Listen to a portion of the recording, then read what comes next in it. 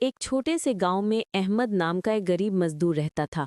वो दिन रात खेतों में काम करता, मगर इतनी ही मजदूरी मिलती कि घर का गुजारा मुश्किल से होता।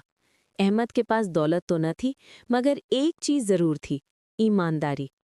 एक दिन अहमद को खेत में काम करते वक्त एक छोटा सा थैला मिला।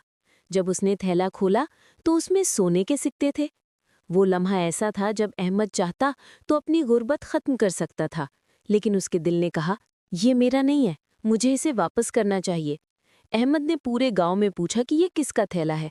आखिरकार एक बूढ़ा ताजिर रोते हुए आया और बोला, ये थैला मेरा है, इसमें मेरी जिंदगी की कमाई थी, मैं समझा सब खत्म हो गया।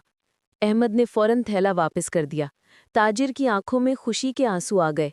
उसने अहमद की ईमानदारी देखकर कहा, बेटा, तुमने मेरा सब कुछ लौटाया है। तुम्हारे जैसा ईमानदार आज के ज़माने में कम है। मैं चाहता हूँ तुम मेरे कारोबार में शरीक हो जाओ। अहमद ने हिचकिचाते हुए हाँ कह दी। आहिस्ता आहिस्ता वो ताजिर के साथ मिलकर काम करने लगा। अपनी मेहनत और ईमानदारी की बदौलत अहमद का नाम पूरे इलाके में मशहूर हो गया। चंद सालों में वो खुद एक बड़ा अमीर और इज्जतदार ताजिर बन गया। आखिरकार गांव के लोग अक्सर कहा करते, असल दौलत सोना या चांदी नहीं, बल्कि ईमानदारी है। यही इंसान को बुलंद मकाम पर ले जाती है।